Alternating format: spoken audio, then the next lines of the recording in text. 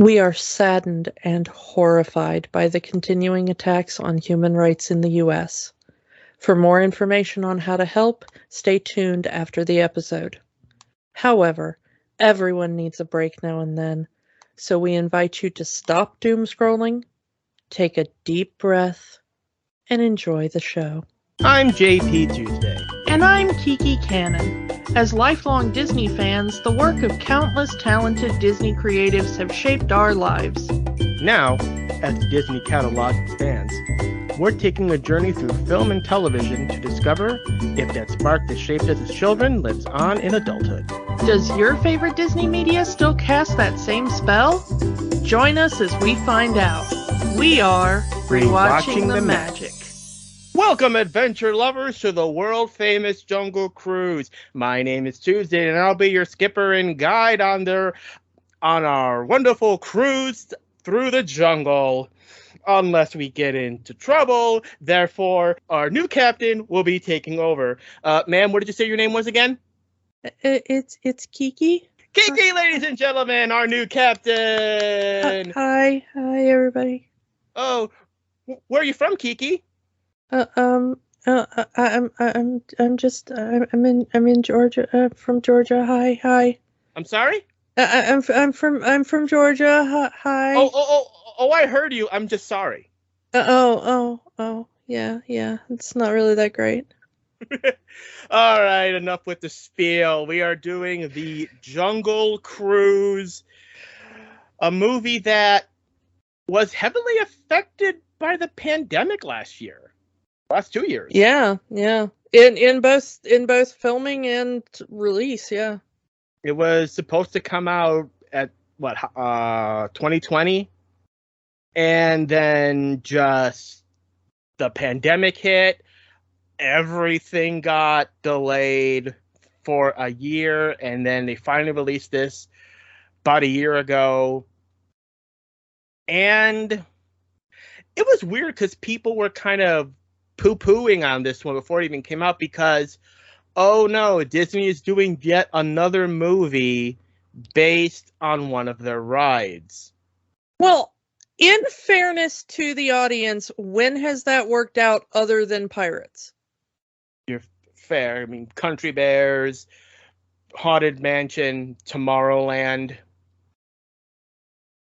Yeah, I mean, I have really been trying to remember when that has worked out other than Pirates, and it's not really working.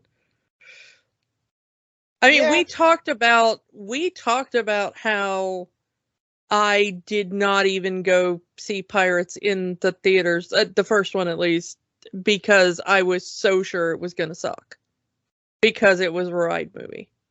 That one has been the one that struck gold. Everything else has kind of been known, or at least had the reputation of not being great.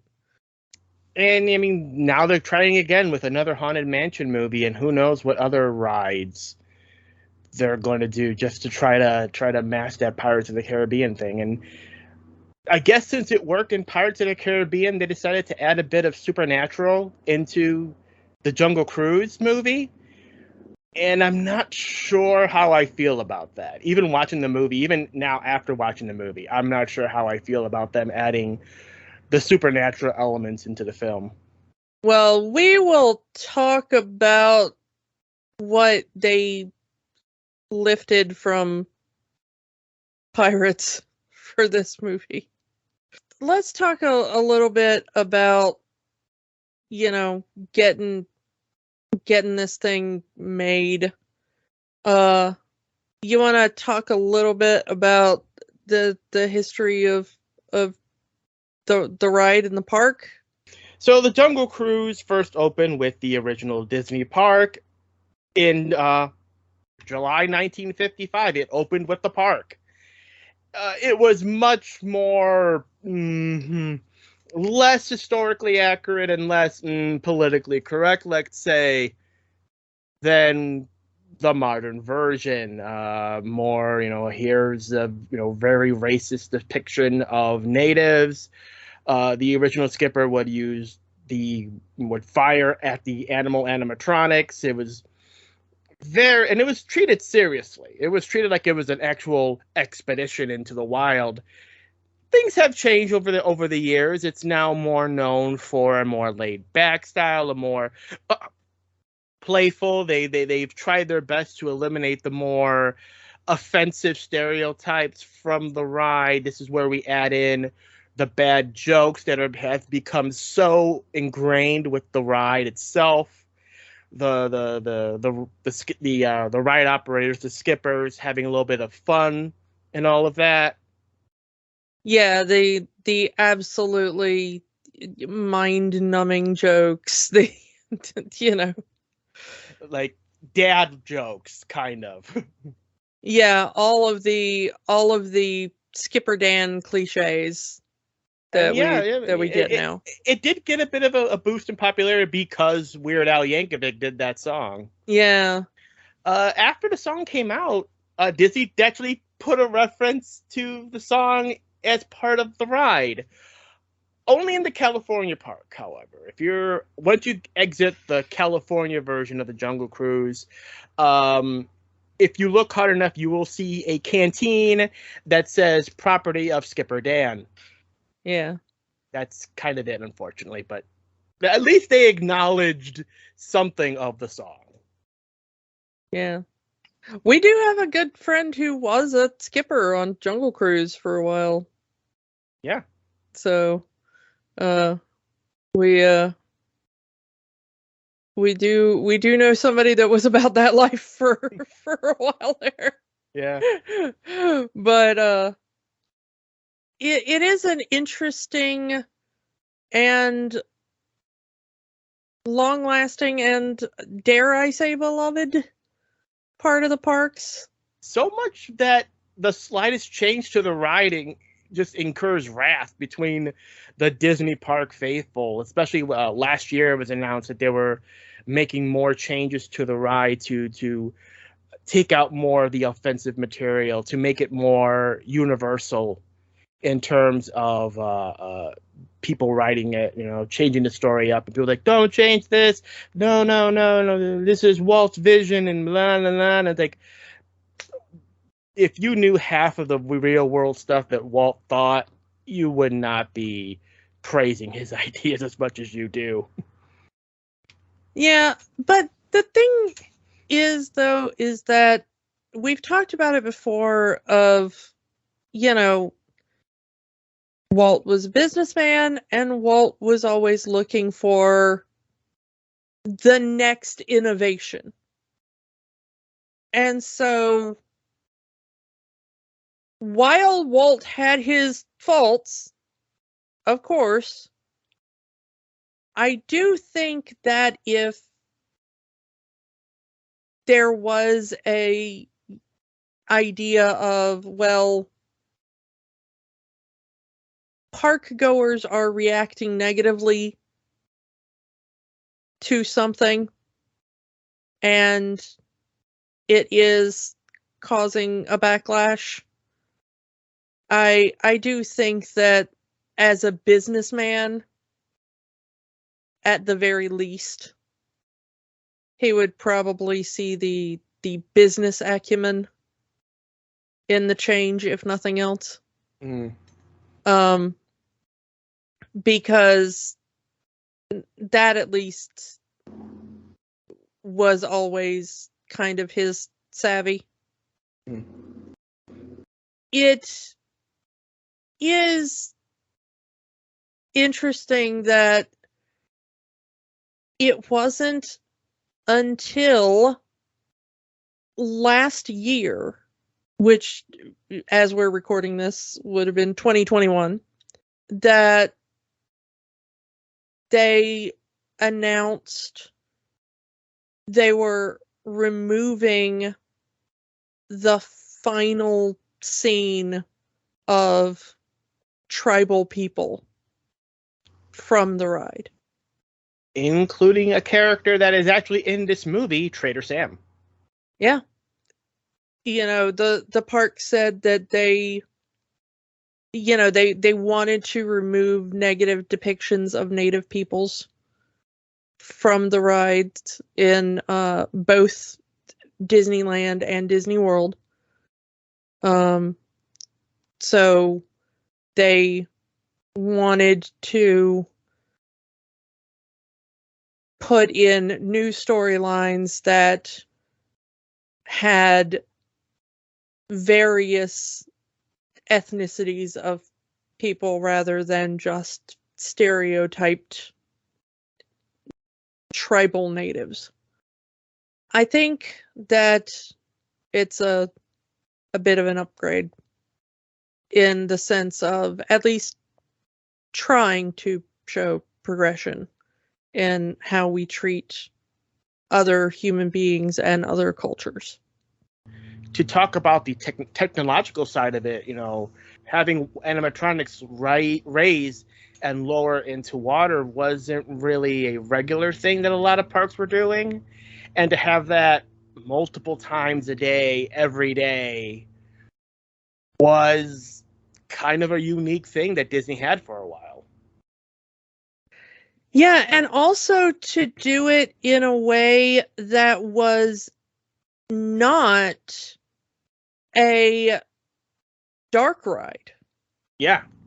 Because a lot of times parks would do water rides as dark rides to hide problems with animatronics so that you couldn't see the tracks or the flaws in the system. And Jungle Cruise is right out there in the bright California and or Florida sun there. Yeah. So it's, you can see everything if something goes wrong. Mm-hmm. Which is really cool. So they do, of course, dye the water, I mean, that helps, hide a lot of the things, but it's still really a cool innovation for the time to not be depending on the dark and UV lighting or things like that too. Those kind of tricks to yeah. So I always really kind of respected that technical aspect of Jungle Cruise for what it was trying to do, as well as trying to, they did a lot with the plant life to try to give it the appearance of a completely different biome in the middle of California there, which they used some really cool kind of trickery in the way that they not only brought in different plants, but the way they kind of made the plants grow in a different way. They used some interesting cultivation techniques at the time to make the plants kind of grow in a unique way to give it kind of a exotic feel to it, which was also kind of neat. So yeah, a lot of cool tricks they used for the time, and of course they've been updated and changed through the years, but it was quite the innovation in the 50s when the park opened. So yeah. Anything but else? We're not here to talk about the park, we're here to talk about the movie. So let's talk about who's in this movie. Stand back, I gotta do this. Finally, The Rock has come back to rewatching the magic. Rocky, Rocky, Rocky, Rocky. Dwayne "The Rock" Johnson in here as Frank, our skipper, and more. Yeah. We talked about him when we talked about Moana. He's The Rock. He's the highest paid actor in Hollywood. You know who he is. And if you don't, where have you been hiding? Where have you been for the last 20 years?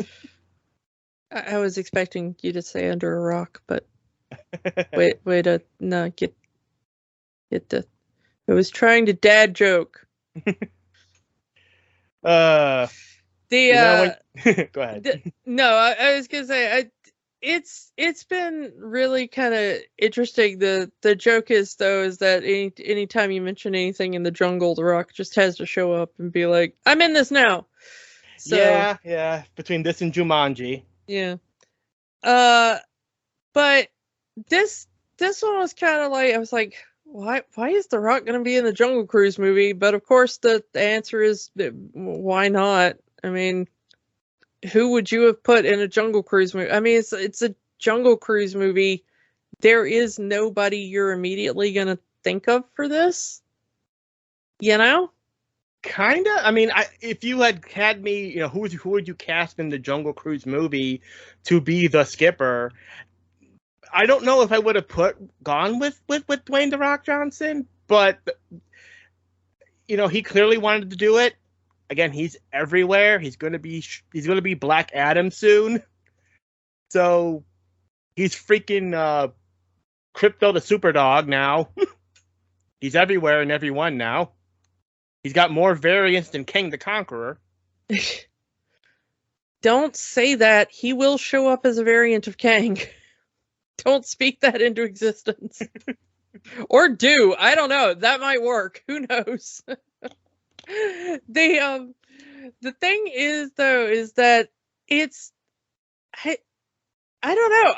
It was such a weird casting choice to me. I don't know. Okay. Sure, why not? Yeah. The other lead in this film is Emily Blunt, which to me makes just as much sense as Dwayne "The Rock" Johnson for this movie. I mean, they both were already under Disney contract, I guess, so they figured, well, these guys have another movie under their belts. Let's put them in this one. Yeah, but I don't know. Okay, so his previous Disney had been Moana. And Race to Witch Mountain. And Race to Witch Mountain, yeah. And her previous Disney had been Into the Woods, yeah. And also Mary Poppins Returns. I kind of half expected Emily to sing in this movie. Yeah, I mean, she had done 2 musicals. At least he had done an action film for them. Mm-hmm. I guess Race to Witch Mountain is sort of an action film. It seemed that way. We haven't watched that one yet. We've just watched the original. Yeah, it was very kind of a bizarre team up when they announced it. I was like, oh, I mean, okay. It's not the first action movie she did. She did that Live, Die, Repeat, Edge of Tomorrow movie with Tom Cruise. Well, and Looper. Yeah. And Adjustment Bureau. Mm-hmm. So yeah, Emily Blunt in an action movie isn't too out of the whole thing, I mean, I'm not saying that her in an action movie doesn't make sense. But her in this movie? her in a Disney action movie, made a little less sense because it was not what Disney had been hiring her for. And I mean, I'm going through her thing and I just realized she had a cameo in The Muppets as Miss Piggy's receptionist in that whole Devil Wears Prada parody. Well, yeah, I mean, she had been in there for the Devil Wears Prada joke, but it was more, that was just a quick cameo to be like, hey, remember her from that other thing she did? But yeah, this is such an odd duo, and we'll get into how it works in the movie. We get Jack Whitehall playing Emily Blunt's brother. McGregor. McGregor. This technically is not Jack Whitehall's debut in a Disney film, even though it is technically Jack Whitehall's debut in a Disney film. Okay. This is one of the weirder stories, and it's much funnier when he tells it in his comedy specials, and I encourage you to look that up. But Jack Whitehall is not technically in Frozen. He is one of the trolls in Frozen.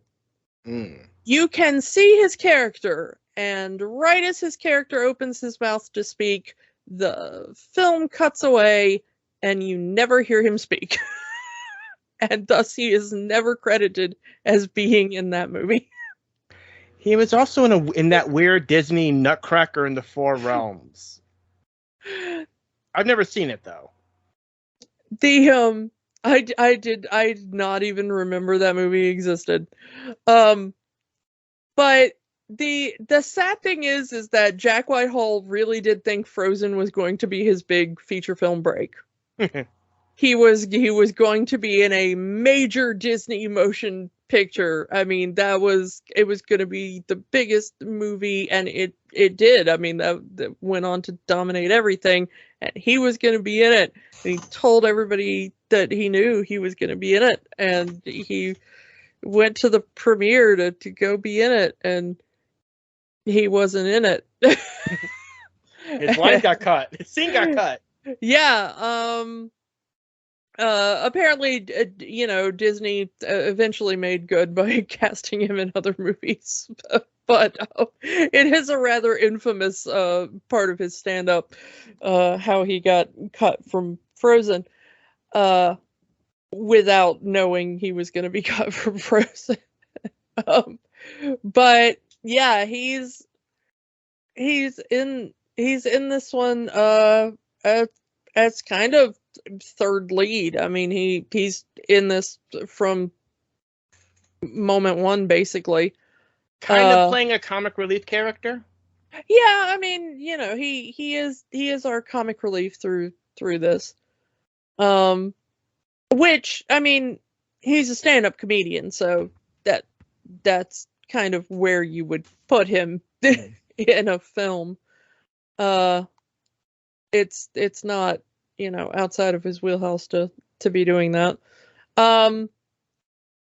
For our villains here, we have kind of a main villain, lesser villain, and tertiary villain, I guess. Mild annoyance. Yeah, mild annoyance, I guess. But I suppose our primary villain is Edgar Ramirez, who is a Venezuelan actor. I first knew who he was when he played Gianni Versace in The Assassination of Gianni Versace, which was the American Crime Story series that came on FX. He had a really good career back in Venezuela before he broke into the American market.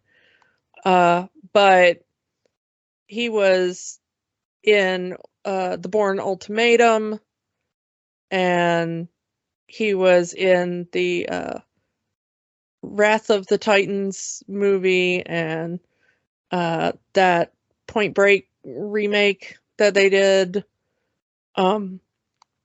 But yeah, I knew him from that series where he played Gianni Versace. He did really well in that. And then seeing him again in this, he doesn't get as much to do as I think I kind of wanted from the main villain. But it's an interesting part, I guess, with what they did. The secondary villain is the German Prince Joachim, however he says it in there, who is actually a real guy. Apparently the Conquistadors too? According to Wikipedia. Yeah, but yeah, our villains are based on real people, and the heroes are just made up for the. Yeah, but Prince Joachim of Prussia is played by Jesse Plemons, who most recently has, 2021 was a good year for Jesse Plemons, let me tell you. Because he had Power of the Dog, which was the one that Benedict Cumberbatch was in, and then also Kirsten Dunst, who is Jesse Plemons' wife. The three of them starred in that film, and then Jesse Plemons was also in Antlers, which was a horror film that got massive recognition as well.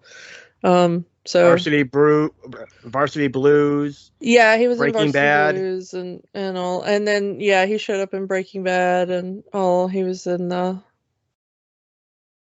The Master with Joaquin Phoenix and Philip Seymour Hoffman. He's going to be in the upcoming series Love and Death. Yeah, but I mean, his career is going gangbusters right now. He was in a really good episode of Black Mirror, that is just incredible. If you're wondering which one, it's the Star Trek one. So yeah, that one it will mess you up if you haven't seen it. But yeah, no, great actor, and he gets a more comedic villain turn in this one, I guess. And then kind of rounding out is our tertiary villain / minor annoyance. We get Paul Giamatti, because why not throw Paul Giamatti in this? Paul Giamatti in everything. Yeah. I mean, I'm not against it. He's good actor. Yay. I'm never mad when he shows up in things. I'm never like, oh, Paul Giamatti again. It's like you never have that reaction. So yeah. So that's kind of our major cast. It's not a huge cast, And this doesn't really need a large cast, since it's mostly, most of the movie is just our three leads interacting on the boat. And then, that's about, that's most of the movie. Yeah, I mean, most of the movie is the three leads on the boat, and then they occasionally run into other people, or animals. But yeah, it's a pretty small in scope film, as you would expect from a movie about a boat ride. So you wanna get into the plot of this thing, such as it is? All right. So there's actually a lot of references to other rides. Not just, there are some references to the ride itself. There's the bad jokes that Frank tells at the beginning of the movie. There's Paul Giamatti's bird is based on one of the Enchanted Tiki Room birds. They reference the falls. Is a direct reference to a unseen character in the Disney parks, Dr. Albert Falls, who in Disney park canon finds the jungle navigation company that The Rock's character works for. And the big one is we start our movie with the Tree of Life, which is in Disney's Animal Kingdom.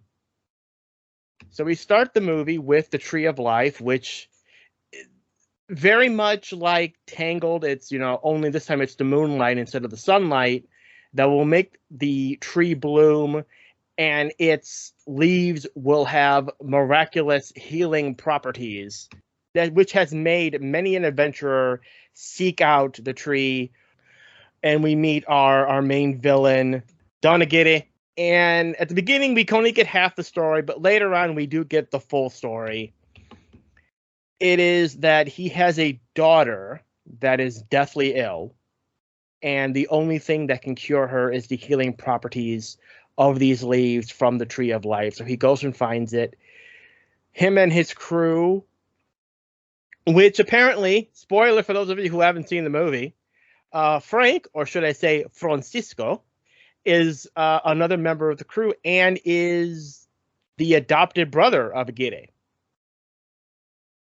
They were their fathers knew each other after Francisco's father died. Aguirre's father adopted him, and they grew up as brothers. They met. They got attacked by the creatures of the jungle. The native tribe nursed them back to health.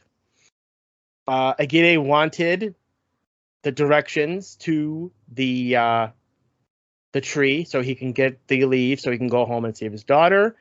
The tribe says no. Enraged in this, Aguirre and his men kill every member of the tribe. I understand love can make you do crazy things, but yeah.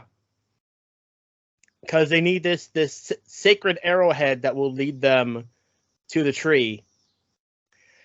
The only thing that stops him is Francisco, who turns against his adopted brother, saying, this is going too far.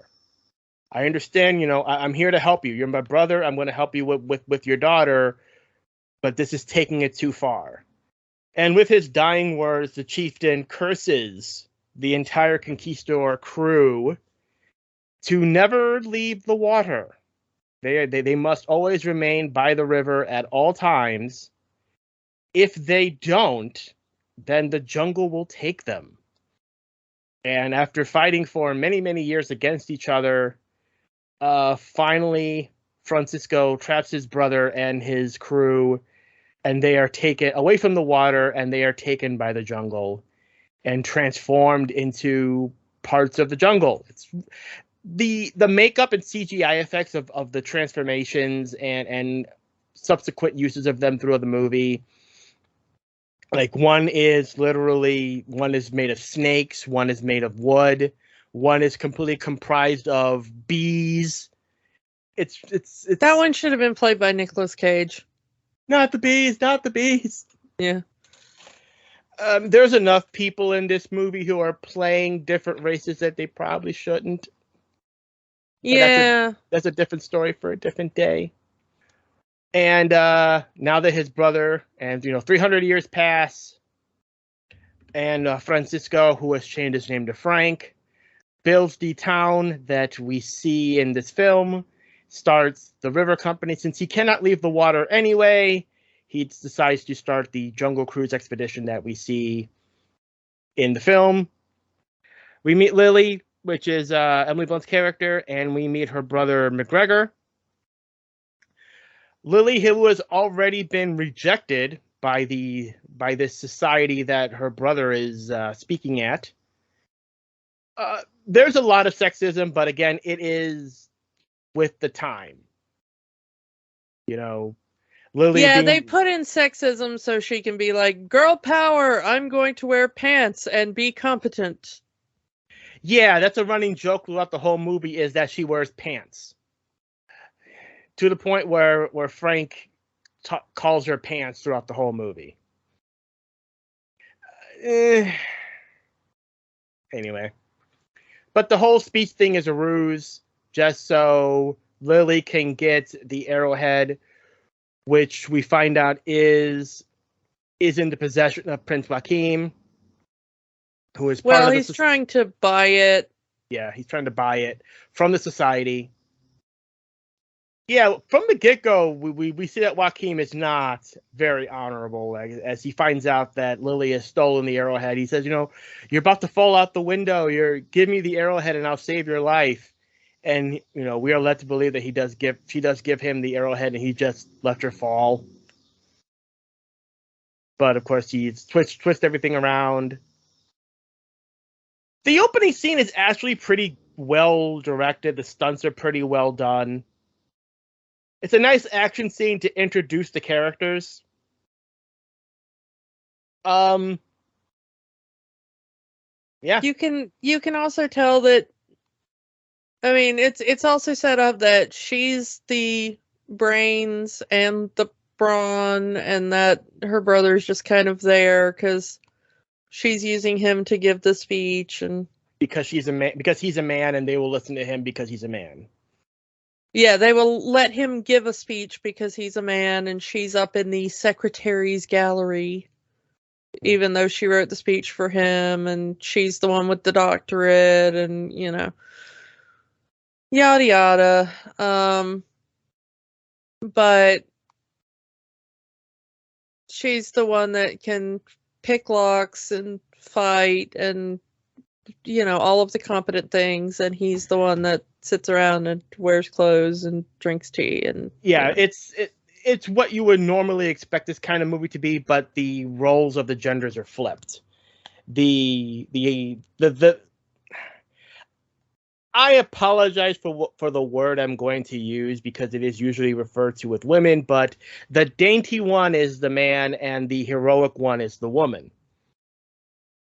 And that is exactly what they're playing on. Because, I mean, he is the fop stereotype, and that is what they're playing into. And, big surprise, surprise, he is our Disney gay. Yeah, I mean, let's just go ahead and get that out of the way. And that was also another thing that kind of got a little heat for this movie. That they were another one of the 1 millionth first time openly gay character in a Disney movie. Yeah, this was billed as the second openly gay character in a live action Disney film after LeFou. And he gets a little bit more backstory on being gay than LeFou, because LeFou gets like 3 seconds of dancing with a man in the background.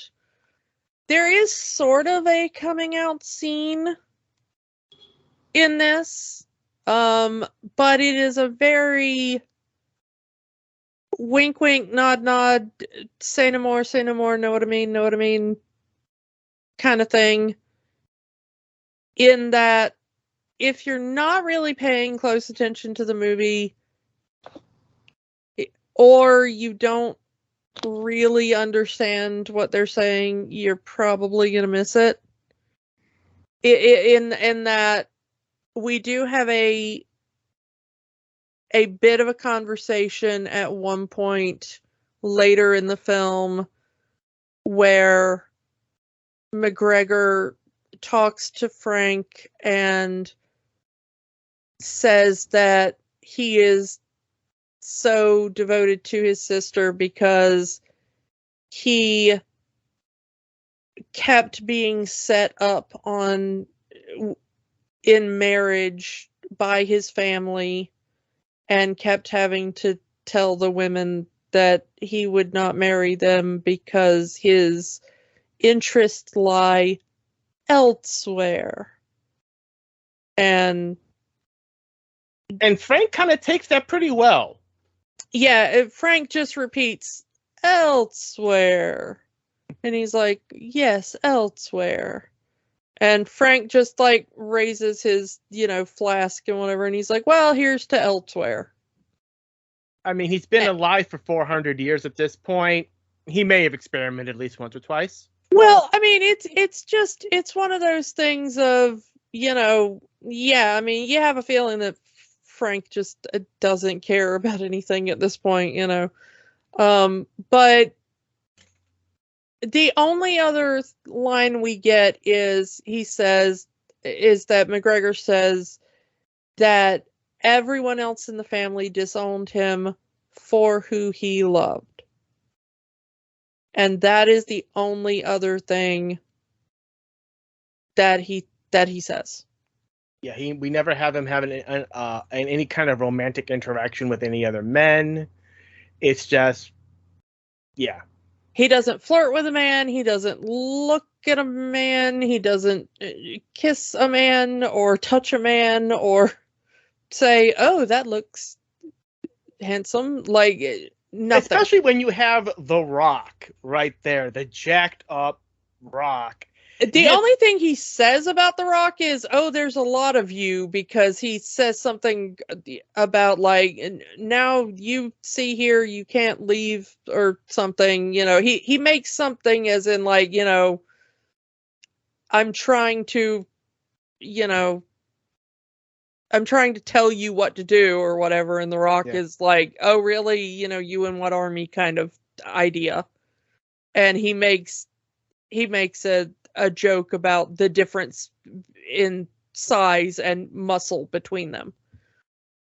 And that is the only thing he says, you know, in reference to The Rock's physical appearance, you know. Not that, like, just because he's a gay man, he has to flirt with The Rock or anything, you know. It's like, but he never, like, it's a completely asexual portrayal, you know. Honestly, this entire movie kind of is, except for the fact that, like, there is man on screen, there is woman on screen. They are leads in a movie. Better have them kiss. Yeah, that kind of came out of nowhere. Yeah, those two characters have zero chemistry, but they are man and woman in movie. Yeah. I guess they're going to be together by end of movie. I guess. The whole thing is that you have never seen two characters less suited for an adventure of this type than The Rock and Emily Blunt in this movie. Yeah, I feel like, okay, Emily Blunt, great actor. The Rock is The Rock. In every movie he plays The Rock. I'm sorry, he does. And if they both feel miscast in this movie. Yeah, I mean, there are things that I have enjoyed watching The Rock in. Mm-hmm. So I'm not saying, like, it's a movie with The Rock in it, automatically gonna be, you know, and like you said, Emily Blunt, fine actress. I like her in other things. Mm-hmm. I am not sure The Rock and Emily Blunt are meant to be on screen together in a movie like this. Like, from the moment they are on screen together, it just does not feel correct. It feels like a bad remake of Romancing the Stone. Ooh, it does kind of feel like a bad remake of Romancing the Stone. You're correct.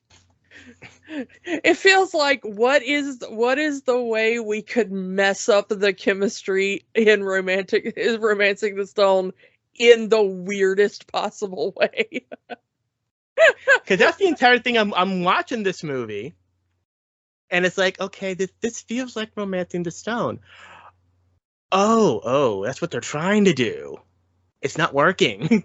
What if we recast Romancing the Stone in the weirdest possible way, and then dropped those two characters into a bad fanfic of an Indiana Jones and Pirates of the Caribbean crossover?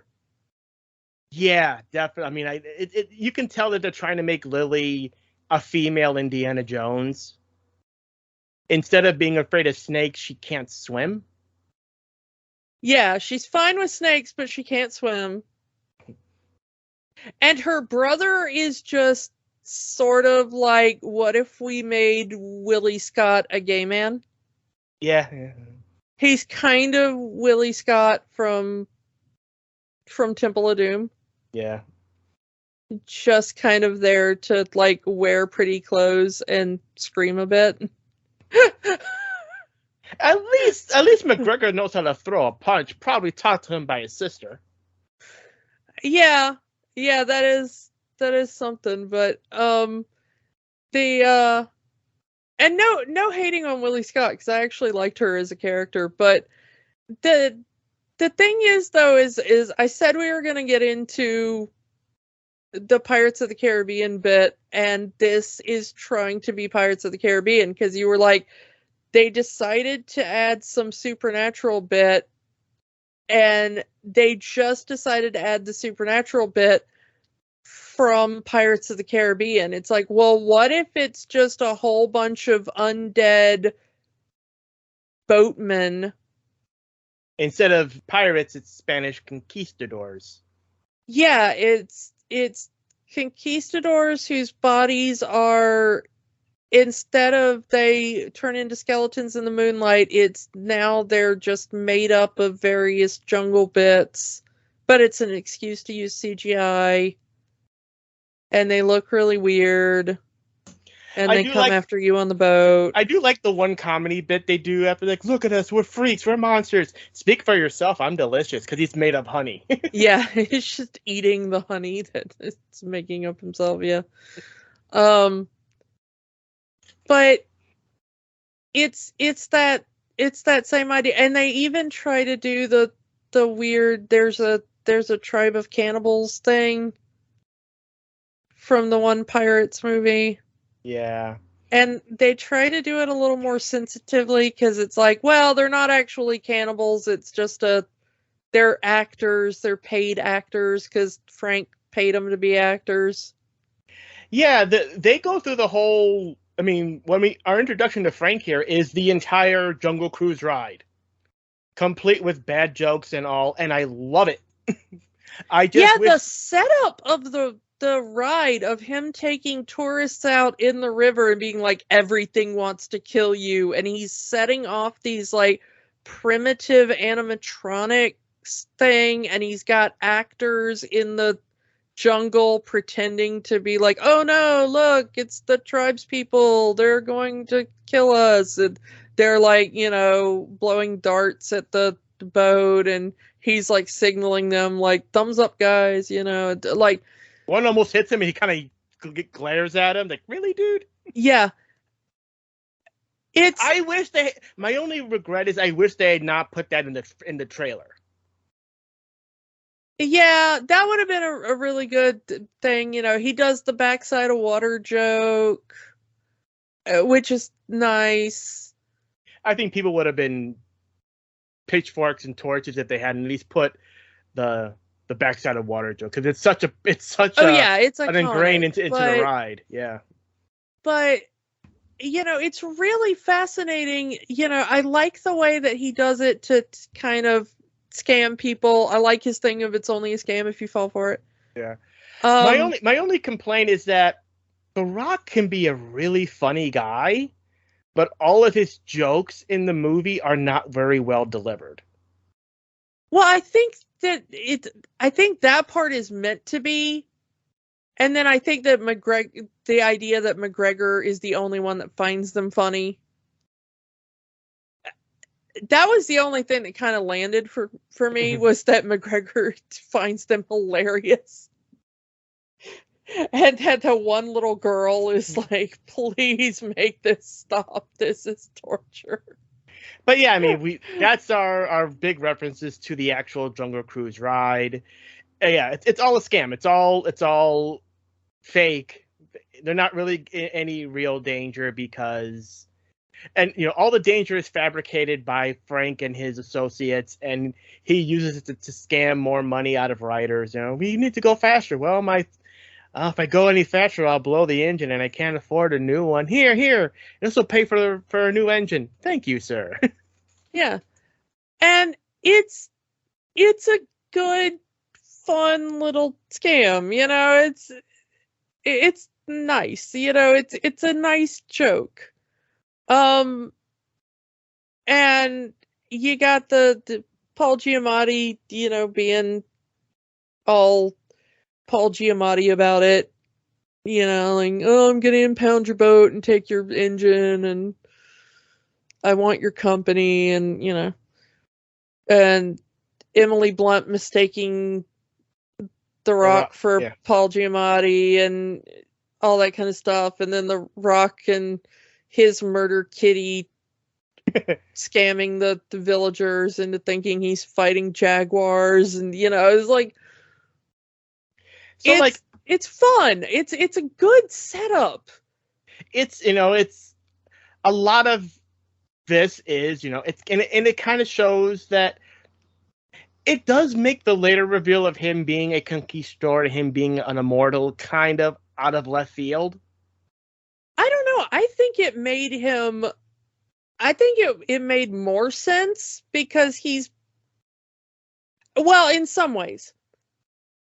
It makes a little more sense because it's like, well, he's gotten really good at taming jaguars over 400 years. That makes sense. He can fight a jaguar and have it bite him and stuff because he's an immortal and he's not going to bleed, and he, you know, okay, that makes sense. That he has the time to perfect all this nonsense along the river and make friends with the tribes people, and you know, like all that kind of stuff, that makes sense. And all that the townspeople wouldn't realize there's a 400-year-old immortal that looks like The Rock. I mean, I'm sorry, but like, if a dude built like The Rock walks through your town, you're gonna know that dude. Yeah. Like, I live in a pretty small town. If a gym bro built that big is like walking through Walmart, you're gonna be like, hey, you know that like really built dude that comes into Walmart sometimes? Like, even if you don't know that dude's name, you're gonna know that dude. You know? And I don't think any amount of shaving your head is going to get people to not notice you. Yeah, even if that dude, like, grows his hair long or grows a beard or starts wearing a hat or something, you're still going to be like, hey, you know, Jim Bro's, like, growing his hair out now, right? Like, because like when we get the flashback to 400 years prior or 300 years prior, whatever, The Rock is wearing this really bad wig. Yeah, it's just a dude built like The Rock, but in a bad wig. Like, you know?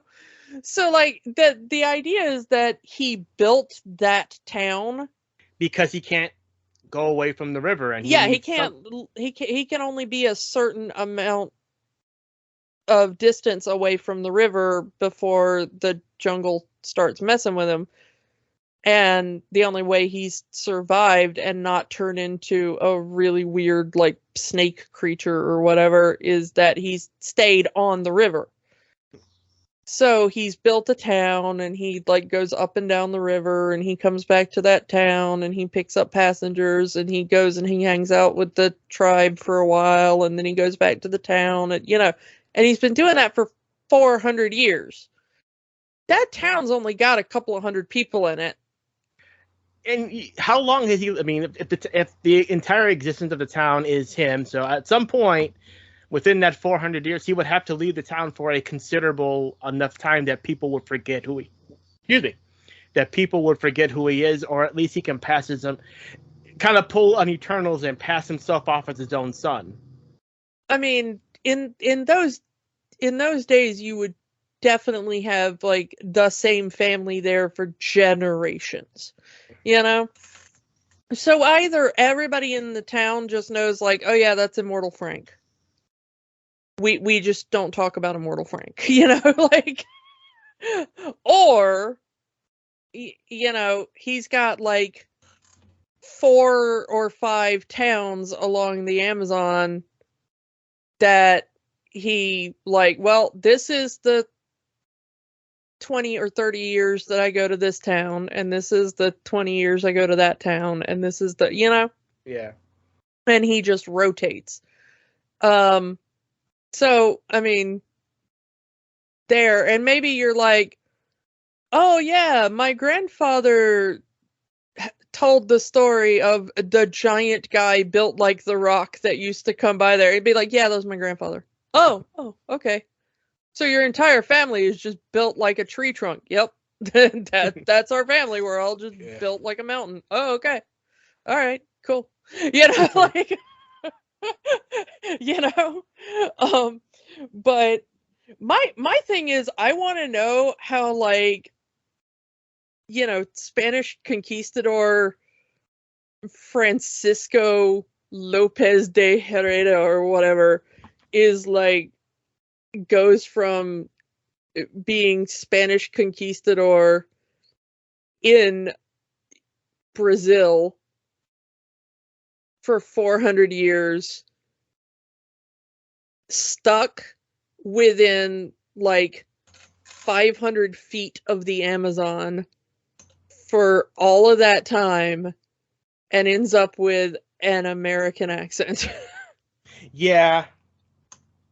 I want somebody to explain that to me. The Rock doesn't do accents. In precise linguistic terms. This is kind of why I'm kind of worried about Black Adam, because he's just going to talk like The Rock without the accents. Oh, yeah. Oh, no doubt. I mean, he is 100% going to talk like The Rock throughout that entire movie. I mean, you heard his Spanish in this movie, right? Yeah. I mean, his Spanish in this movie was painful. For someone who's supposed to be a Spanish conquistador. Yeah. And I say that as somebody who knows my Spanish is awful. But my Spanish is still better than The Rock's. But the thing about this, though, is that when she's like negotiating price with him and stuff, and then her brother comes in with Paul Giamatti, and she's like, oh, I thought you were Paul Giamatti. And he's like, yeah, I'm not Paul Giamatti. Have you seen me? I am definitely built like The Rock.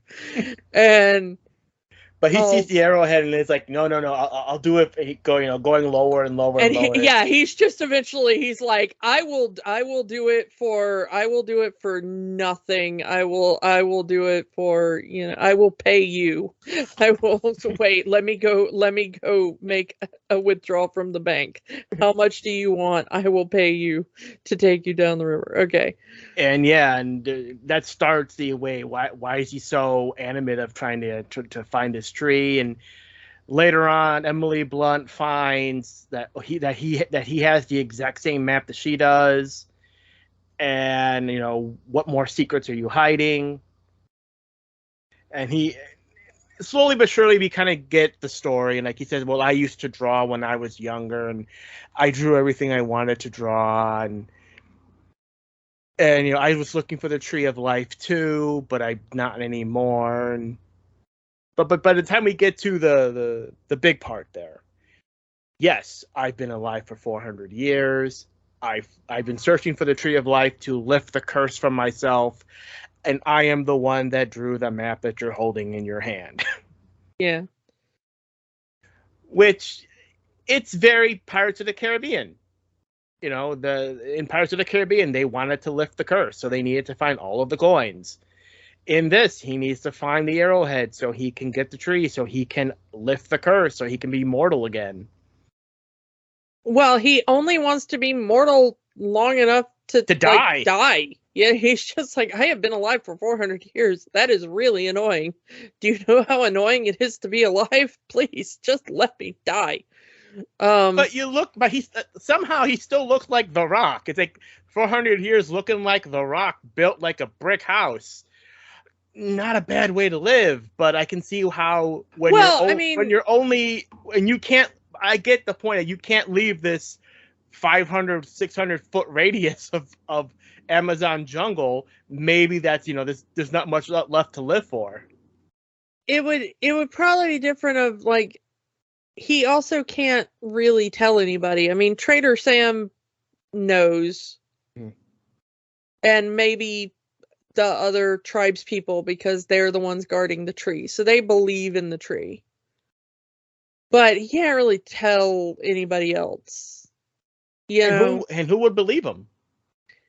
Yeah, and if they did, they'd probably start hunting him to be like, okay, tell us your secret, tell us your magic, let's study you. How far can we get? I mean, how far can we harm you before it hurts, Yeah, like, can we start removing bits of you? Will they grow back? How far can we take you away from the river before the jungle starts doing things to you? Like, people get weird, Yeah. The thing is like he'd never know a moment's peace, because people would be like, well, let's try to find that. And he says that so many people have come looking for the tree and all of them have died. And yeah, that's why he's trying to get Lily to not go. And that's kind of why he set it up with the native tribe, is like to scare her enough to end this expedition, because he knows what happens to every single person who's tried to find the tree. And I just love when we finally get to the native tribe, and she's like, I'm not giving up the arrowhead. She breaks out. She tries to fight with the tribe, who are just standing like, wait, this is not part of the. This was not supposed to happen. Yeah, we're not about to be fighting anybody. No. You do not pay us enough. Yeah, Trader Sam was like, this was not part of the deal, Frank. You're paying us to do this spooky native mumbo jumbo, and you did not tell us this girl was a fighter. Yeah, and he's like, she's just being difficult, please. Like, he tries his hardest to scare her, and she is just determined to get to this tree.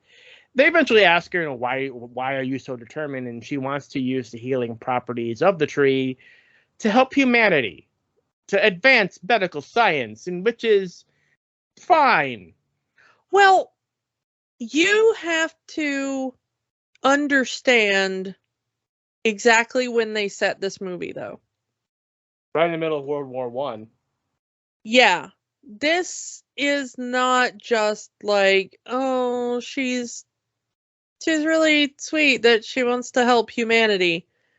This was set right smack dab in the middle of World War I, which was seeing the most mass death that humanity had seen in hundreds of years.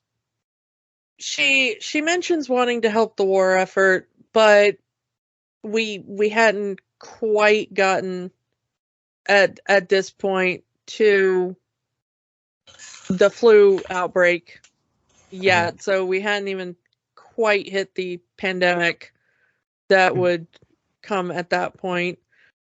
She mentions several other diseases that were going around at the time that were being exacerbated by the war. And then there were, of course, all sorts of injuries and other illnesses that were coming about because of the war and because of what was going on in the trenches.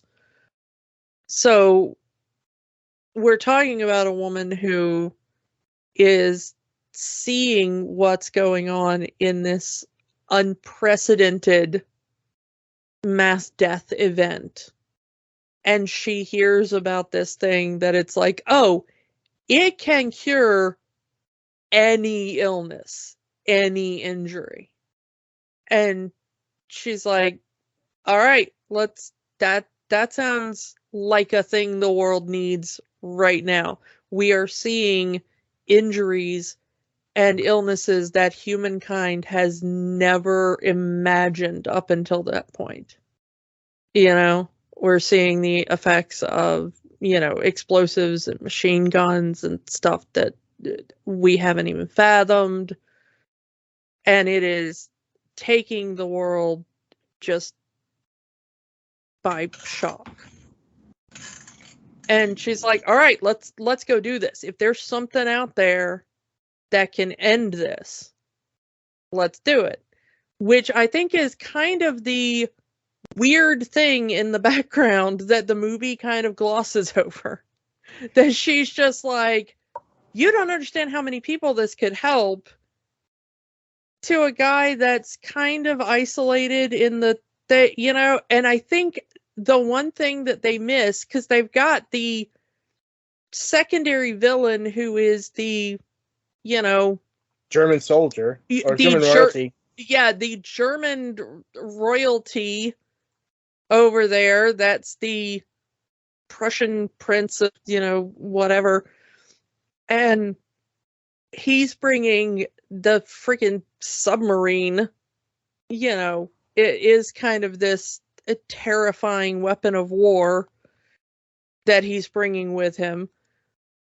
And I would have liked a point in the movie where she just, grabs the rock and she's like, do you understand what is going on in the rest of the world right now? Like, and even he's been alive for 400 years. Imagine though, there's a war that the entire world is fighting. How would that register to him in that regard? Well, we do see she has a bit where she's in his little cabin on the boat and she sees that he's been collecting little bits of like, they've invented cars and she sees that he's been trying to keep up with like what's going on in the outside world, but he still is rather isolated. She has a film camera that he's never seen, and then haven't you ever seen a moving picture? Well, what's a moving picture? Yeah, because he is in a rather remote village, kind of isolated on the Amazon there.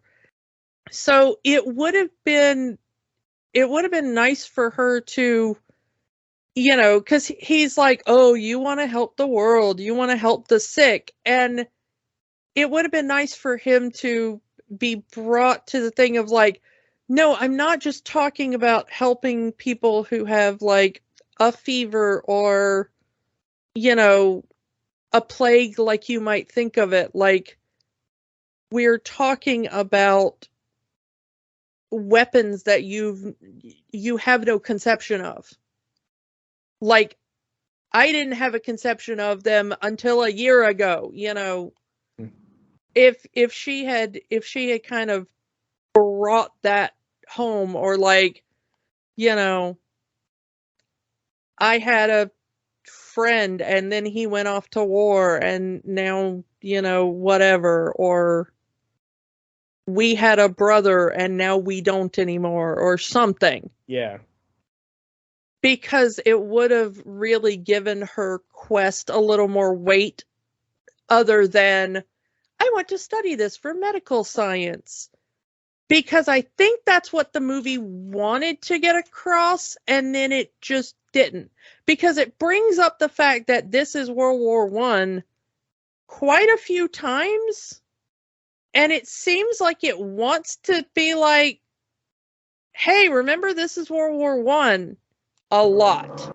But it kind of gets forgotten when this is now a love story. Yeah. And as we've said before, boy, does this not work as a love story. I mean, did you think it worked? Because I did not. No, I did not. Because the love story parts, they meet Trader Sam. Trader Sam translates the inscriptions on the arrowhead, and they go. But the lock, the switch that will open up the entrance is underwater. Oh no, Lily can't swim. Frank can swim. He's also immortal. It starts with, okay, she's running out of air because she doesn't know how to swim. So he goes up, breathes in, and he's going to breathe air into her so she can live, so she can pull the switch. At first, she's like, no, hey, and no getting fresh down here. And he's trying to explain to her, hey, I am going to give you air so you can breathe. And they go for the kiss, and it starts to get romantic, ? I mean, are these supposed to be romantic? I don't know. But after that whole scene, and they open up the entrance, now things are different. Now they're starting to show some more affection to each other. They're hugging, they're doing the thing, and we get to the big, climactic part where they get to the tree and everything. But in the end, skipping ahead here, in the end, she gives up her chance to have the petal to study it for medical purposes to save Frank. Because Frank had sacrificed his boat, sacrificed himself to stop the river flow into where the tree is, so the jungle can take the conquistadors, the Rock included, into itself, sacrificing himself to save everybody. And it's like, on one hand, I get, hey, he sacrificed himself for us, we should do something for him. But they just have the one petal. And she gives that up to make the Rock mortal instead of, she gives it up for quote unquote love. And it's kind of unearned in this movie. It would have been better if it was like, okay, we know where it is now. Let's just come back in like a month or two. Yeah, when the moon's back out. Yeah. I mean, the tree's a little damaged, but like there's still tree, Yeah. Go back and chill with the tribe. I mean, by the end of the movie, they've kind of killed all the bad guys and petrified the other ones. So just like go chill with the friendly tribe for a while. Wait for the moon to cycle around again. But it was more like if she'd have just been like, well, you don't deserve to be petrified because you're heroic. That would have made sense. Like, you don't deserve to be petrified because I'm desperately in love with you. Doesn't make sense. Especially when he goes to that, they go this, isn't the world enough? And he says that she's world enough for him. And it's like, it's the love story kind of ruins the flow of the movie. This is where her telling him what's going on in the rest of the world would have made it a better movie. Because him going like, look, I've been looking for a way to die for 400 years. You go out and save all those people that have not had a chance to live yet.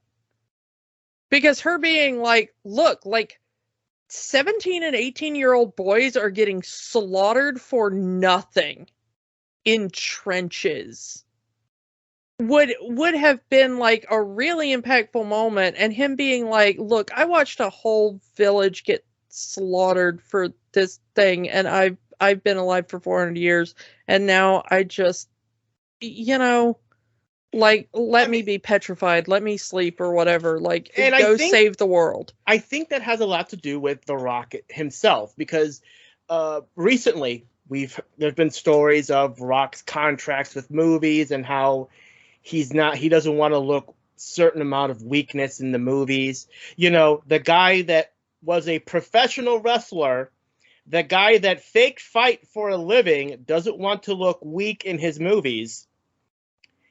And I think that it's kind of may have affected the movie. Maybe, he wanted sacrificing yourself to save thousands of lives would look weak. I mean, I think that would be dying. Absolutely baller. But I don't think The Rock wants to die in this movie. But I think it would have been better if she would have been like, no, I don't know if I can save hundreds of lives, but I can save your life. Like, it would have still been like a good, we can wait a month or something, or, whatever. also, I mean, they try to. It feels like it was dubbed in later, but you hear the Aguirre and the other conquistadors talk about how they had 400 years of torture by being part of the forest or part of the jungle. That being transformed into their monstrous forms was painful and torturous. And I guess, well, we don't want The Rock to be doing all this. We don't want to pull all of this stuff on The Rock. And yeah, I mean, I'm not saying the movie should have left him in that condition. Mhm. But what I'm saying is, like, her doing it because she's now desperately in love with him rather than because he's heroic and he didn't deserve to be left to that fate is less impactful to me. Like, agreed. We can't leave him like that because he's a good guy. Makes more sense to me than we can't leave him like that because he's my true love. He's my world. He's world enough for me. Yeah, that does not feel earned. He's a good guy who has sacrificed a lot and he deserves to have this curse broken. Makes more sense. You know? And then you get like, oh, all of this didn't even matter because after they unbreak the curse after they break the curse on Frank, oh, there's still a little bit of moonlight shining in. There's one more petal. Yeah, one last beam of moonlight. Here you go. Deus Ex moonlighting. Here you go. One last petal. Which honestly, I missed the first time I watched the movie because I zoned out of the movie because it was boring me too bad. So I was just kind of like looking at something else. And then I looked at the thing and it was like, I was reading on like Wikipedia for something else and it was like, and the moon's last beam blooms a single flower which Lily takes for research. I was like, when did that happen? And so I went back and rewound the movie. We don't even see her take it. It's like we see the flower bloom, and then it cuts to the three of them on whatever's left of the boat. It's such a tiny, quick little frame of movie, and nobody goes like, oh my god, there's another flower, there's another, it's like, so if you're not looking at that screen in that 3 seconds that it happens, there's like barely a music cue. None of the characters go like, oh my god, or like, oh ha ha, or something. There is nothing in the film that like cues you in that like something miraculous just happened, really. Like the music kind of goes like, ba-da, or like whatever. Yeah. It's like such a nothing burger of a moment. And all you have, like, nobody goes like, quick, get it before it fades or something, So I didn't even realize that had happened. I had to rewind from the credits because I read it on Wikipedia because I zoned out of the movie. That's how like the resolution of the movie passed me by. I did not even realize that she had gotten the flower to go help the world or whatever. We never see her take it. We just see it, and then all of a sudden I just thought like, oh, well, apparently her like notes from her adventure got her a professorship. Okay. At Cambridge. Yeah, I was like, okay, apparently you can just write a cool adventure story and get a professorship at Cambridge now. That sounds cool. And then McGregor goes in front of the committee again and tells them all to take their invitation and shove it, and while the secretaries are clapping, yay! And apparently Frank learns how to drive a car. Yeah, and apparently you can just you bring a murder kitty to London because that's how we roll. Yeah, okay. so yeah, Frank is mortal now. We have that moment. Oh, you're bleeding. Wait, you're bleeding. That means you're mortal now. The curse has been lifted. You can live a life. And they're talking about making a sequel to this. Yeah, it's as far as I'm aware, the sequel is in development. even though the movie underperformed because, it was released right at the tail end of what people consider the pandemic, even though the pandemic is still kind of going on. But yeah, people were not ready to go back into the theaters yet, and the movie, point is the movie underperformed, but they're considering doing a sequel with The Rock, with Emily Blunt, and I think that's why they did this, because they want to do a sequel with them. I don't know. Like, what would Jungle Cruise 2 be like? Is there enough story to do a Jungle Cruise 2? I mean, I didn't even think there was enough to do a Jungle Cruise 1. Like I said, I checked out like halfway through this film. Yeah, and that's kind of why we're bouncing around here, not really being specific, because like there's not much here. Half of this movie are action scenes. They're well done action scenes. They are, I will say. Yeah, the CGI is nice. There's a lot of it.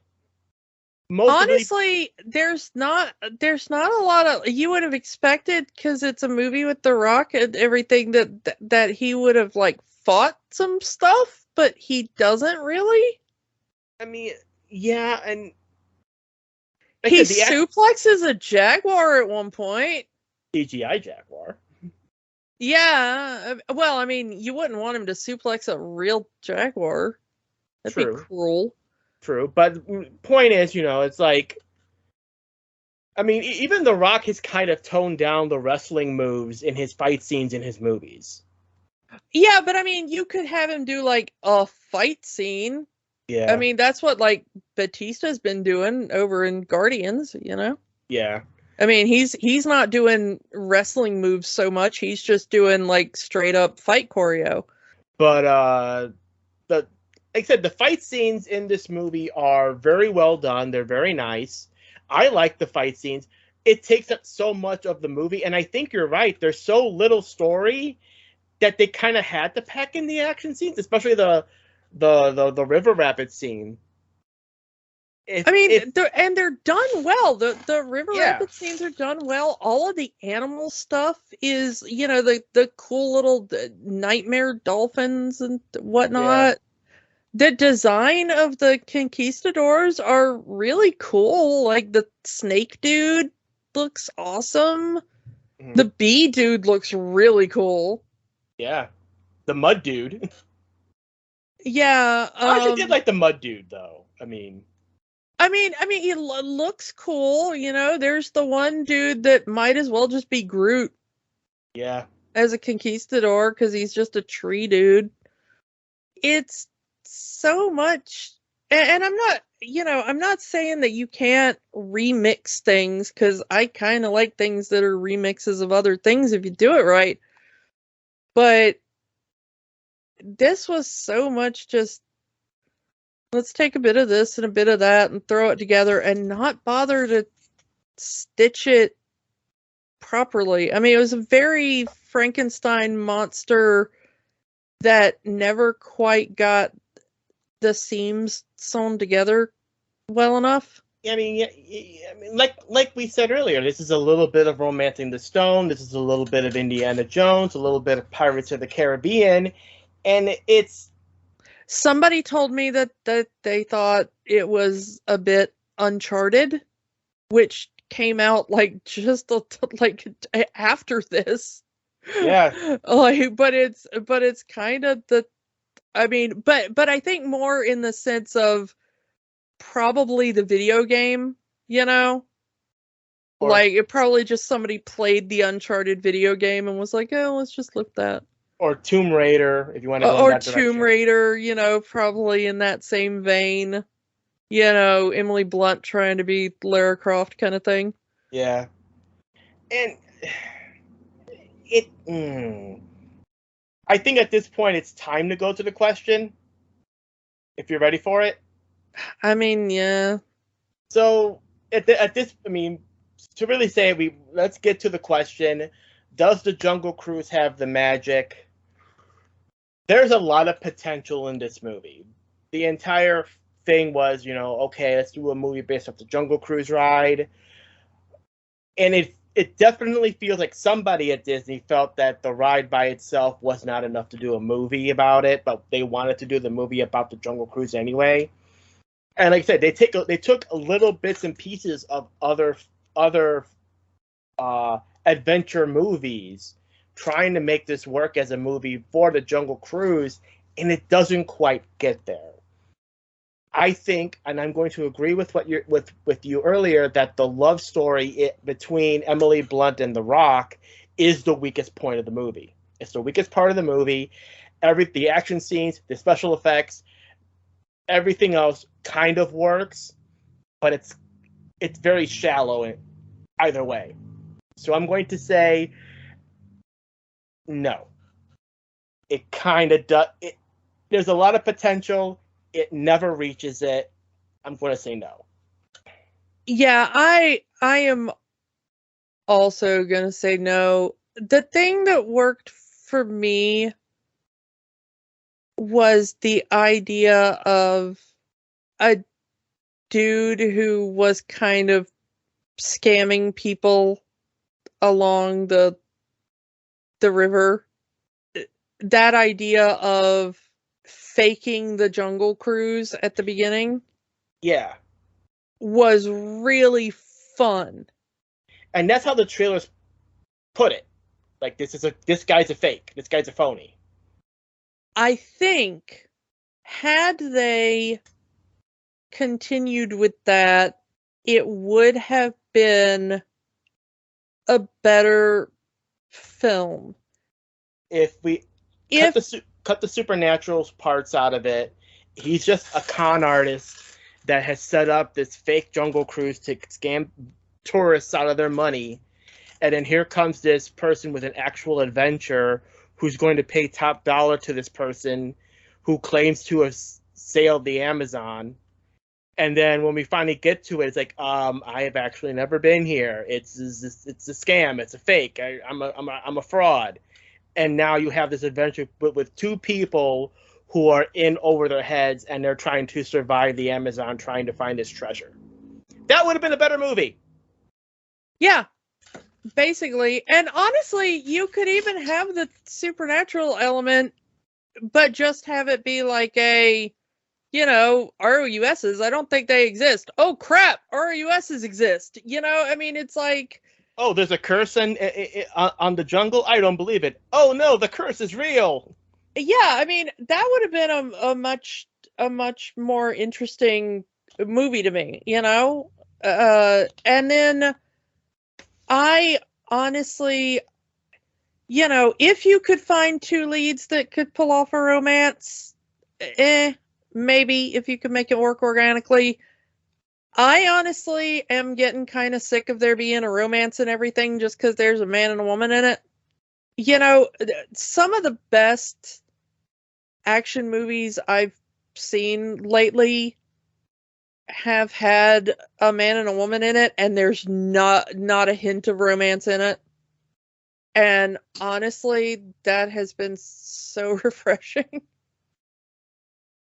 I have seen a couple of good action movies in the past couple of years that have had like a male lead and a female lead, and they just kind of exist near each other and mind their own business, existing in the same movie.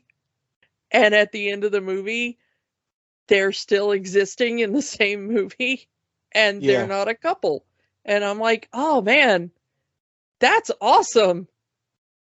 They can be partners and friends, and they don't have to end up in bed together. How nice.